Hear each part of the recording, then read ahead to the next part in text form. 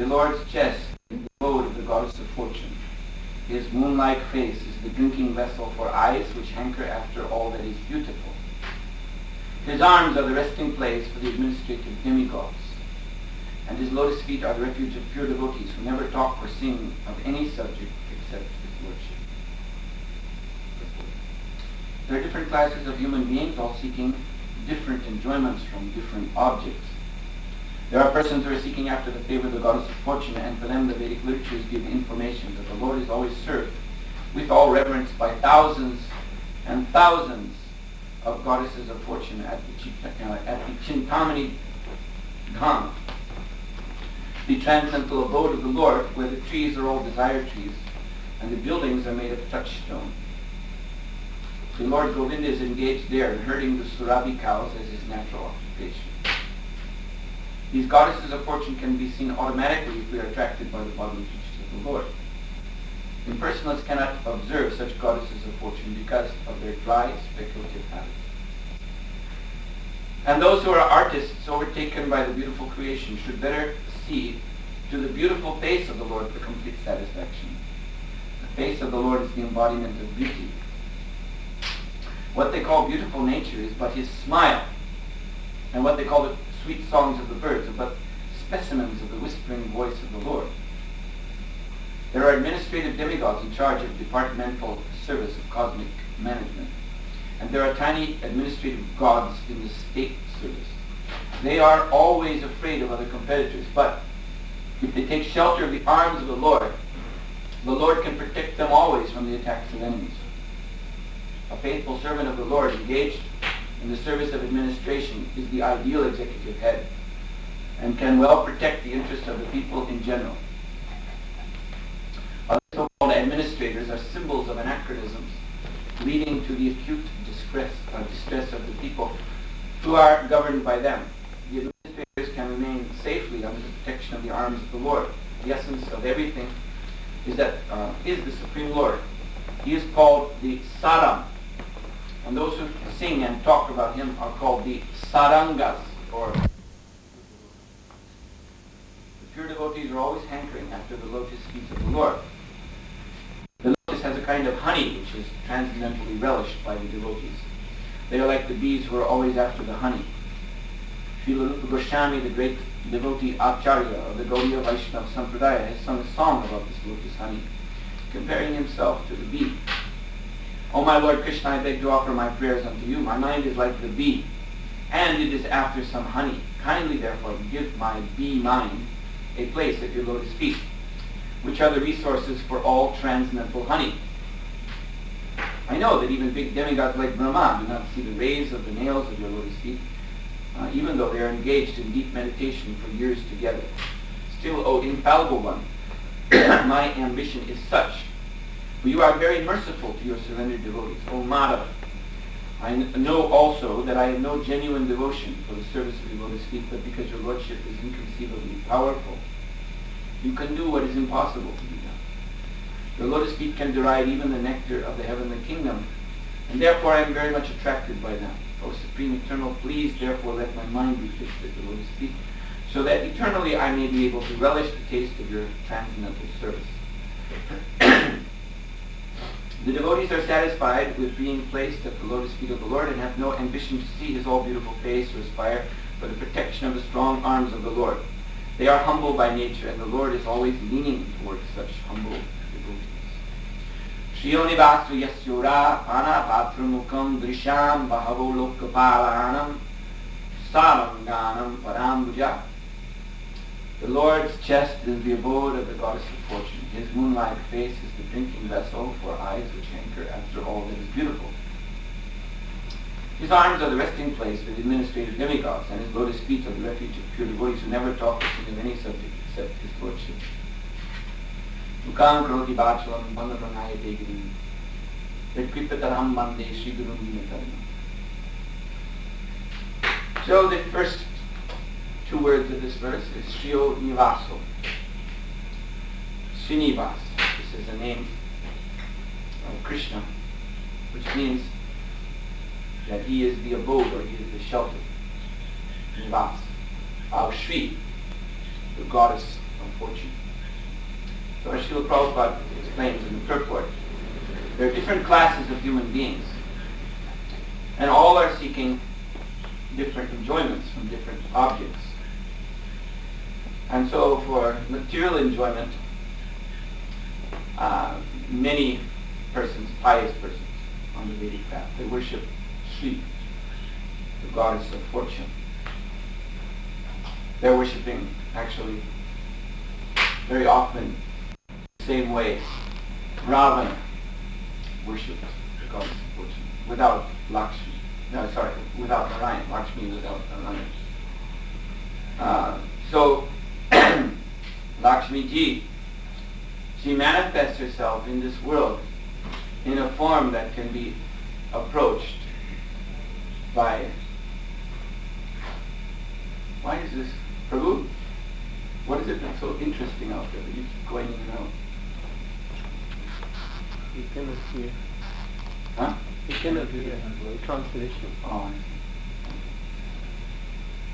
I see. Anyway, Lakshmi Ji, she assumes a form in this universe known as Svarga Lakshmi, the Lakshmi of heaven, who is seen in Indraloka as Sachi Devi, the wife of Indra. And it is this Lakshmi Ji that also appeared as Draupadi, the husband of the 5 Pandavas. And furthermore, this Svarga Lakshmi, openly she expands herself into all women, or at least all women who are members of the Varna Ashram Dharma culture. In Varna Ashram, in Grahastha Ashram, a woman is, the wife is understood to also be a representative or a form of Lakshmi Devi. But actually Lakshmi,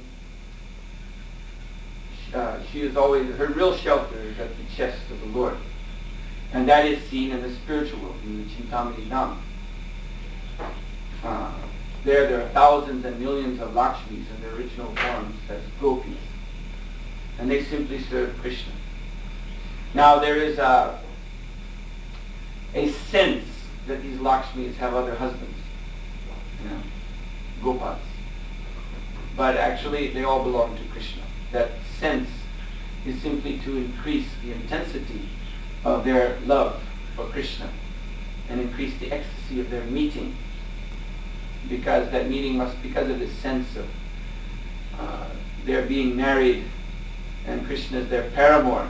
So the meeting and the sporting with the Lord is very, very confidential. So that only enhances the ecstasy. But actually, Krishna is their real husband.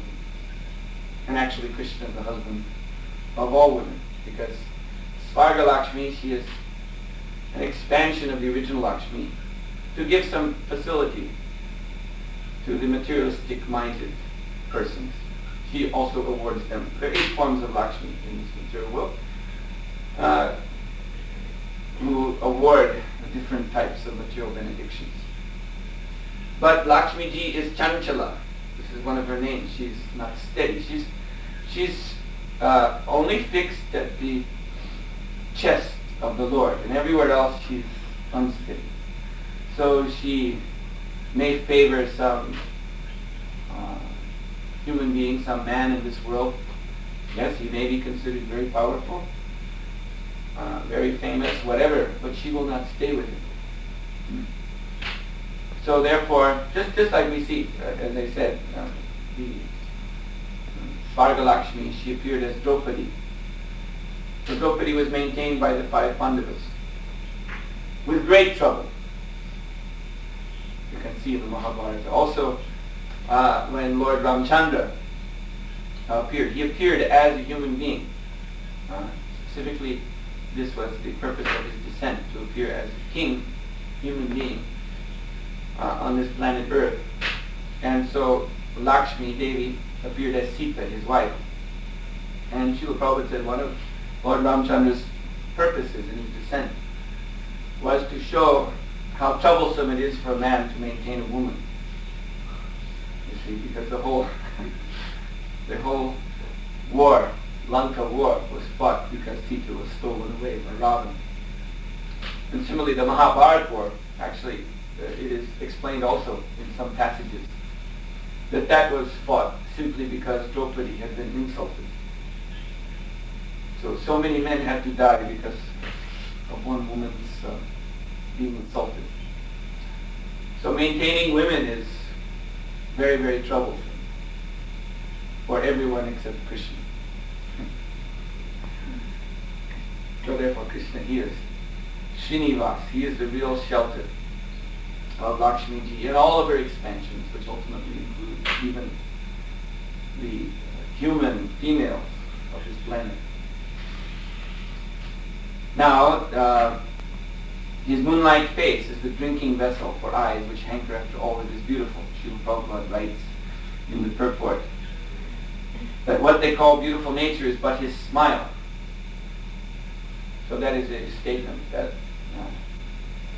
Bhagavatam verse, that Maya, the attractive feature of this material nature, which captivates everyone's mind, we can see practically how our minds are drawn to the beautiful things of this world. So this attractive material nature is but the separated smile of Krishna. Krishna's smile is all charming, all attractive. And the potency of his smile is invested in Maya Devi. So we see, therefore, that the minds of the living entities are bound up to the forms and features of this material world for all eternity. Therefore they're known as Nitya Bhava, eternally conditioned. So, actually, everyone is attracted to Krishna. But when one's interests are separate from Krishna, then also the attraction to Krishna becomes separated from Krishna. This is called Maya. It is simply the attraction to Krishna. But it has become separated from the devotional service to Krishna. So following this attraction, the living entities engage in the hopeless struggle. Prakriti sthani karshati. Karshati means struggle. They're struggling in the Prakriti, in material nature.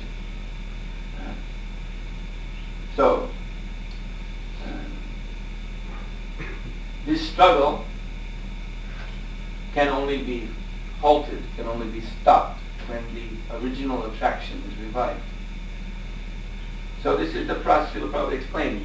Bhakti Yoga, devotional service, means transferring this attraction, or this, shall we say, addiction that we're suffering from now, this absorption of our minds in material nature, transferring it point by point back to Krishna. And this is why one must hear Srimad Bhagavatam in particular.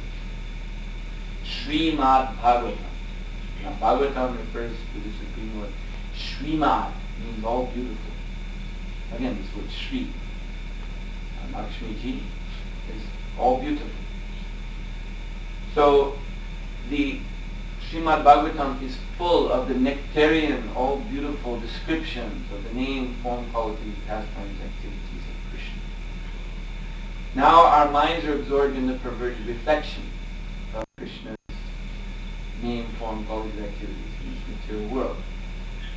So to return our minds to Krishna, we have to hear from Srimad Bhagavatam, because Srimad Bhagavatam is so designed, canto after canto. As you know, there are 12 cantos of Srimad Bhagavatam. The first canto is his lotus feet. The 10th canto is his smiling face. And canto after canto, one raises his meditation upon the transcendental form of the Lord. So this transcendental form of the Lord is reflected in this material world, in the universal form, which is also compared. You see the Rasatala, the soles of his lotus feet, and his head is the Brahmaloka, and so on and so all the planetary systems are imagined as being positioned upon the Vishvarupa. So now we are fully absorbed in this material universe. So to transfer our attention from that to the original transcendental form of the Lord, we must hear and study Srimad Bhagavatam, because that is the very purpose of this great literature. To return our minds, point by point, back to Krishna. So, then, to continue on. His arms are the resting place for the administrative demigods. And Prabhupada writes in the purport, how the administrators of this world can be fully protected, can be safe from any attack, if they take shelter of the Lord's arms. There's a nice narration of one king who was ruling at the time of the Pandavas. So as you may know, the Pandavas, in preparation for Maharaj Yudhishthira's Rajasuya sacrifice, Maharaj Yudhishthira's brothers went forward to conquer the four corners of the world. So Arjuna, he attacked one king. He was invading one kingdom. And the king's son, the prince, was able to withstand the attack of Arjuna. And in fact, he defeated Arjuna. So Krishna was accompanying Arjuna. So when Arjuna was defeated by this prince, a mere boy, he was surprised. And he turned to Krishna and asked, how is this possible? And Lord Krishna said, I will show you.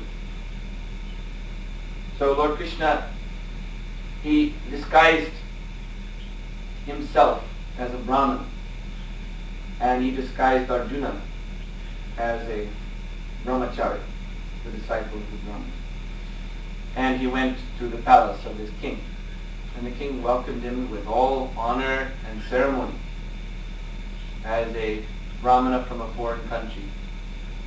And the king, he placed himself at this Brahmana's disposal. My dear Brahmana, whatever you want, you just tell me and I will give it to you. So the king, the Brahmana, who is actually Lord Krishna, told the king that, yes, I have something very special to ask of you. You see, I came into your kingdom with 2 disciples, but my other disciple was caught by a lion in your kingdom and dragged to the cave of the lion. So I requested the lion to please return my other disciple, but the lion said, no, I have caught him fair and square, and I will eat him, unless you can give me something better to eat. And the only thing I can think of that would be better to eat would be the right half of the body of the king. So, Your Majesty, I've come to ask you for the right half of your body. And so this king, he said, yes, of course, immediately. So he called for a knife. Knife was brought and given to Krishna, the Brahmana, and he laid down on an operating table, which was brought forward.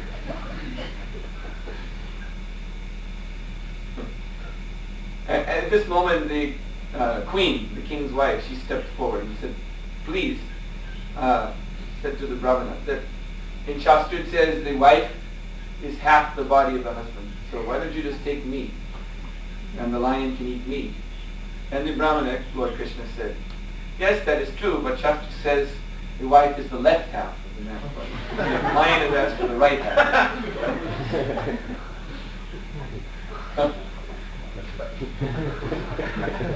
So then Krishna, he raised the knife, and as he was bringing the knife down to begin severing the king's body in half, then the left side of the king's body began to tremble, and tears began to flow from the left side of his body.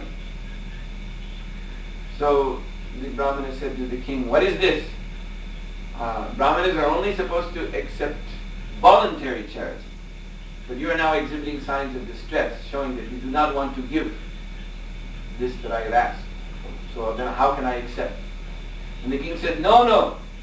He said, the left half of my body is in distress because it's unable to render as much nice service to the Brahmanas as the right half.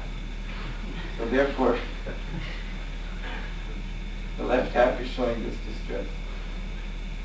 So then, Krishna, he put the knife down. He said, all right, And he turned to Arjuna and he said, "This is why you cannot defeat this king."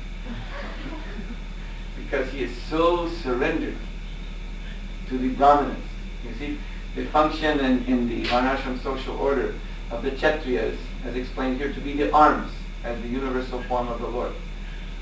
The administrative demigods headed by Indra, they are the arms of the universal form. So on this planet, the administrators, the Kshatriyas, are also the arms of human society. And these arms are meant for protection, particularly for protecting the head. So Brahmanas are meant to be protected by Kshatriyas. So when a Kshatriya is fully surrendered to the point of this king who is ready to give half of his body to a Brahmana upon request, then such Kshatriya is fully protected by the Lord himself.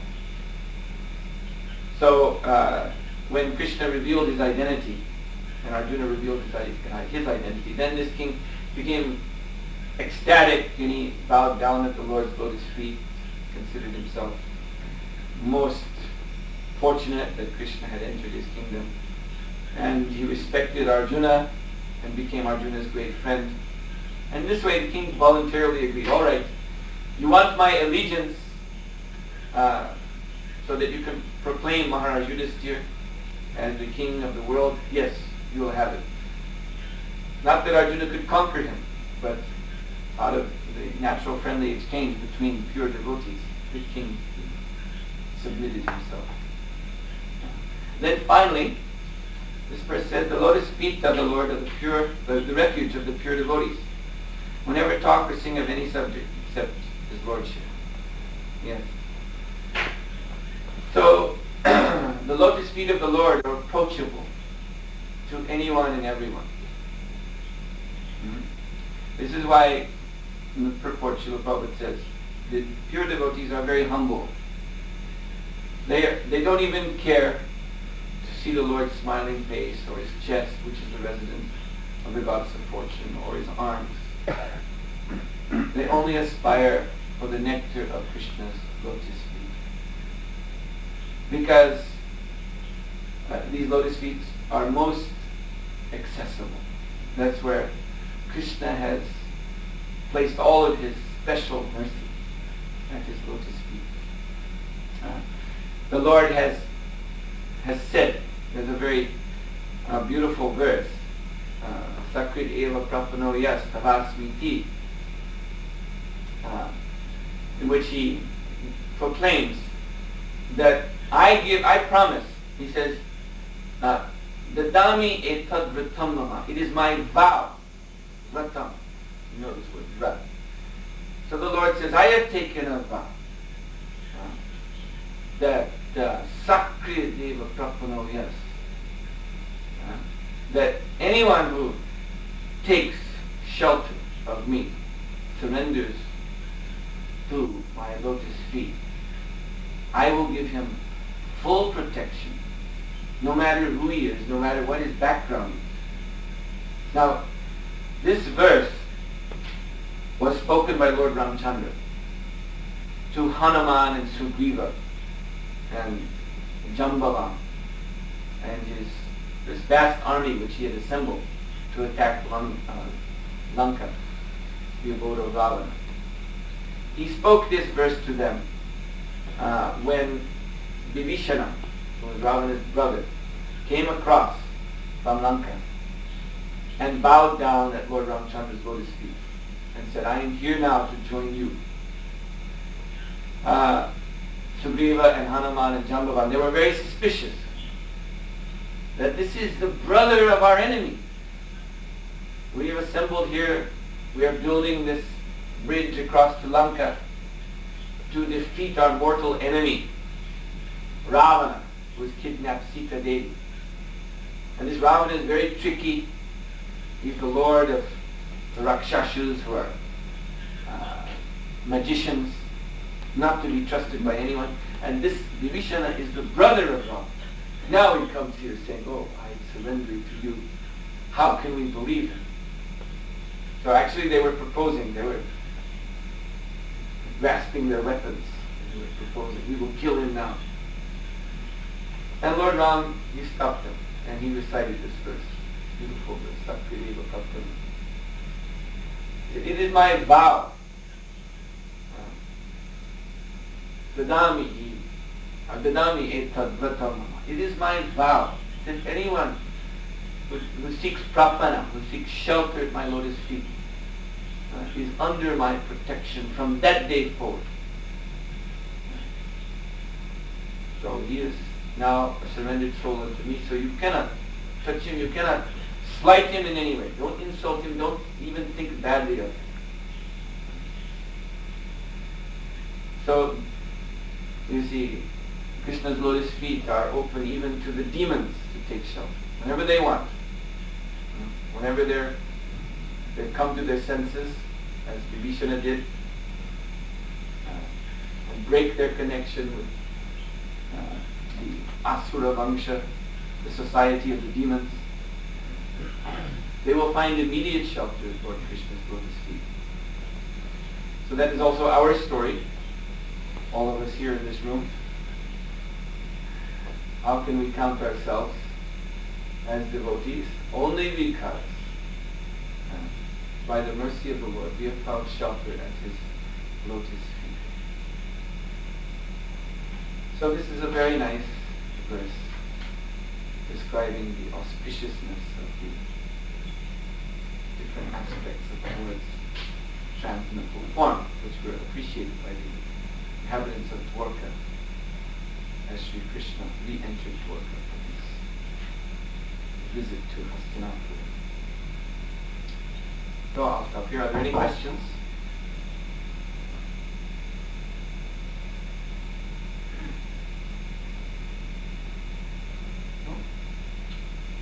I wanted to ask, I heard that Lakshmi is actually a servant, she's in Dasya Rasa, and only the gopis are in Madhurya Rasa. Yes, Mahalakshmi in Vaikuntha. She's an expansion of Srimati Radharani, Lakshmi expansions, which reside in all the Vaikuntha planets. So because it is Vaikuntha, Vaikuntha-dham, therefore the predominating mood, awe and reverence, you see. So Sakya Rasa is the most prominent rasa. So Lakshmi, she has a, of course, confidential conjugal relationship with the Lord. But that is hidden. Generally her relationship with the Lord is seen as in the dasya mood. She's serving the lotus feet of the Lord.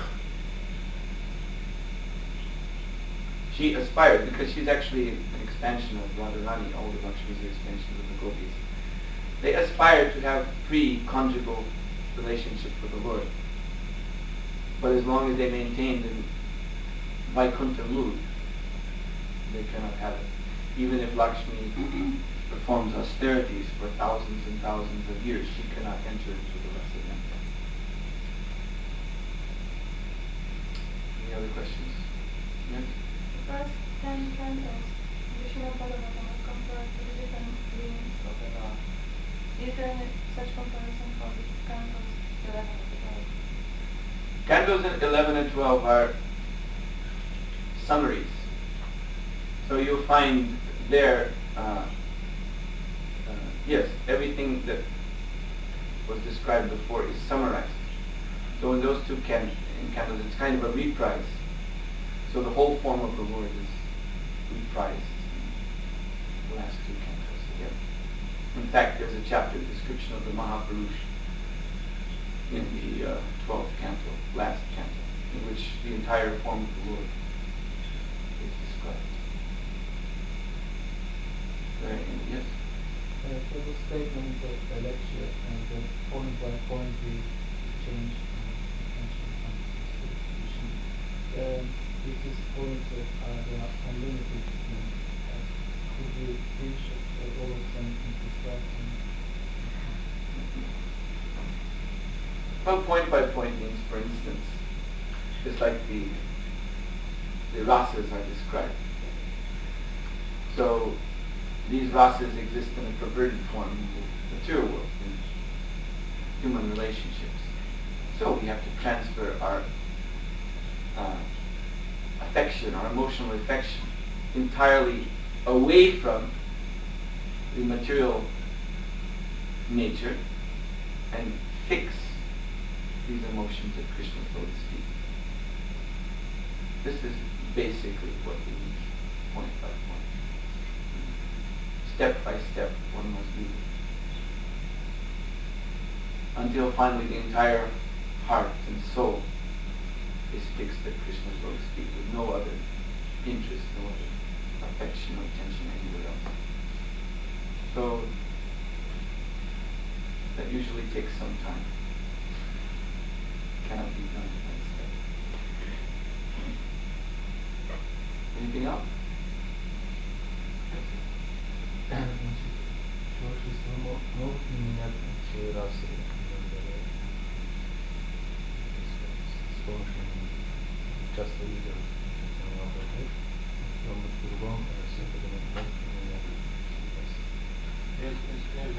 They can change his rasa by taking part in the pastimes of Chaitanya Mahaprabhu. Lord Chaitanya is offering the highest relationship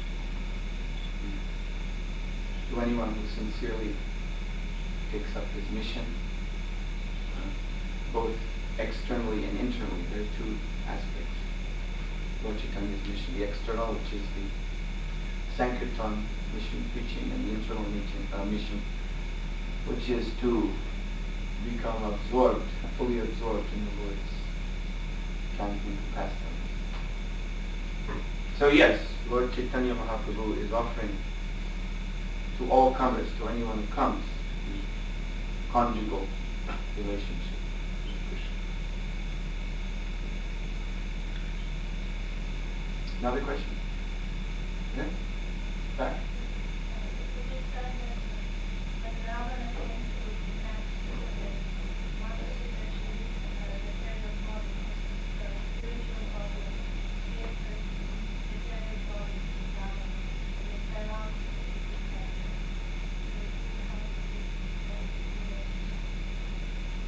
Yes, when the demon Maricha appeared on the scene in the form of a golden deer with silver spots and turquoise hoofs, very beautiful, extraordinary deer, and Sita Devi was attracted and requested Lord Ram to catch this deer. So, before pursuing the deer into the forest, Lord Ramchandra told Lakshman to stay and protect Sita Devi. But then, when Ram killed the demon in the form of the deer, because he could gradually, by pursuing the deer, understand that this was not an ordinary animal. This was some being with mystic power. So he could detect that this was a Rakshasa. So he fired an arrow and killed the deer. And so Maricha, with his last breath, he called out, "O Sita, O Lakshman, help me." He called out in the same voice of Ramchandra. So when Sita Devi heard this, she became alarmed. And she told Lakshman he must go. Lakshman tried to stay, but she rebuked him. So before leaving, he drew a circle, a magic circle, around Sita Devi, circle of fire, so that no one could cross this circle without being consumed in fire. So after Lakshman had gone, then Ravana appeared on the scene, dressed as a sannyasi. And he pretended to be weak from hunger. And in this way, he enticed Sita Devi, because he could not cross that circle. So he enticed Sita Devi to come across herself. So what happened was, when she stepped across the circle, then Agni Deva, who is the Lord of Fire, he lives in that fire. So he took the original form of Sita instantaneously and took her to his abode in the Agni Lok and substituted Sita with Vedavati. Vedavati is another form of Lakshmi. the Bhu Shakti. So Vedavati had been harassed, she'd been accosted by Ravana in her previous lifetime when she was performing meditation in the Himalayas. He was trying to drag her by her hair. And in great anger, she cursed him. Because she was performing meditation to get Lord Vishnu as her husband. This is a very interesting aspect, that she's another expansion of Lakshmi, and she's a competitor. She's actually a competitor with Sita Devi. So she was aspiring to have the Lord as her husband. So she would get that opportunity later on in her next life, when she would be kidnapped by Ravana, taken to Lanka, and be saved again by Lord Ram. So anyway, Vedavati, then she stepped out of the circle, and she had cursed Ravana after he had dragged her. She said, "I will come again in my next life and destroy you."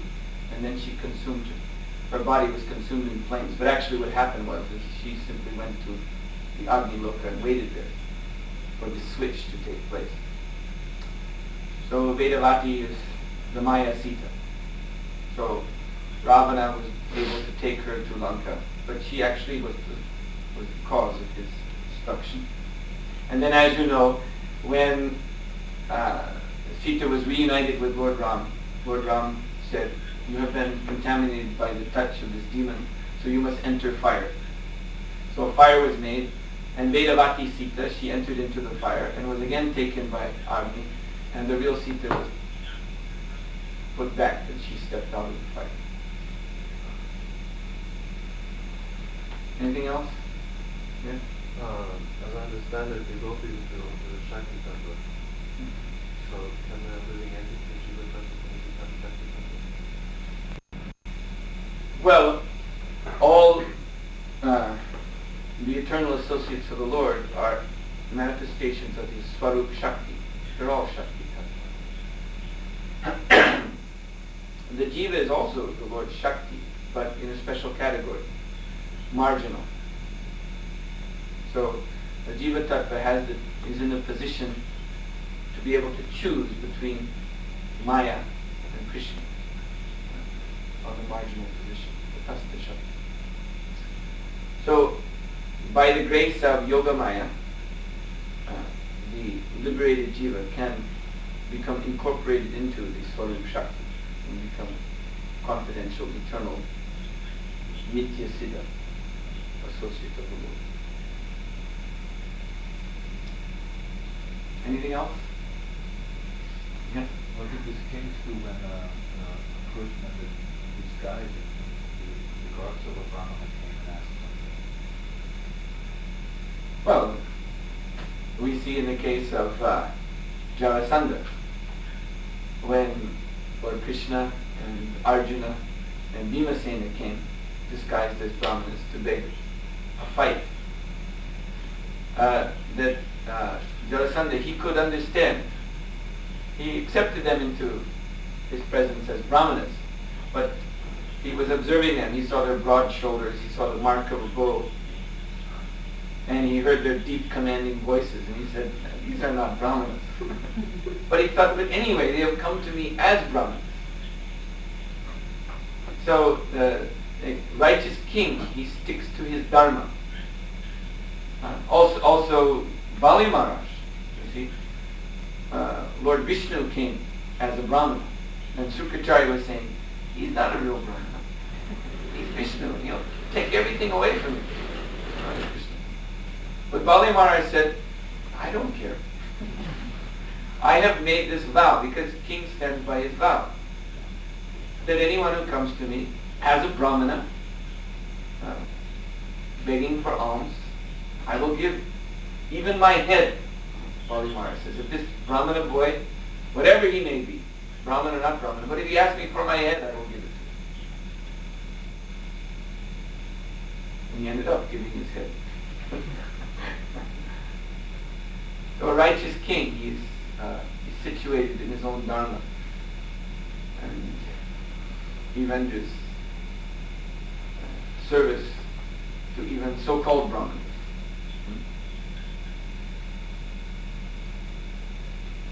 Of course, Srila Prabhupada says the king's duty is to make sure that the members of all the orders, including the Brahmanas, are properly executing their dharma too. So it's not that a king could be misled or cheated. But if someone came as a Brahmana and there was no evidence that he was a sinful person disguised as a Brahmana, but if he's a worthy person, he may not be a Brahmana by birth. Narada Muni says in Srimad Bhagavatam that one has to judge by the qualities, not by the birth. So, anyway, this way it came.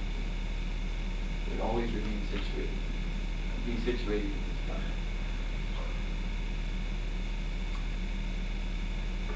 Is that all?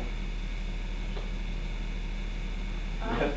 Are we going to follow such standards in some principles? Yeah, well, let's wait for some king tonight. If there's a king, we can do it. Yes? Who is Vairagya Lakshmi? This is mentioned, Vairagya Lakshmi is mentioned in a verse by Sanatana Goswami. No, it is a verse praising Sri Sanatana Goswami, who, it is said, he was situated in wealth and opulence, and he left that. He left that form of Lakshmi, in the form of material opulence, to take shelter of the Vairagya Lakshmi, the Lakshmi Devi of renunciation. There are also Lakshmis who award spiritual opulence, Gyan Lakshmi, Vairagya Lakshmi, who award spiritual knowledge and renunciation. So this Vairagya Lakshmi is mentioned. Sanatana Goswami gave up the shelter of the Lakshmi who awards material opulences and took shelter of the Lakshmi of renunciation when he took sannyas. Anything else? Srila Prabhupada ki jai, Srimad Bhagavatam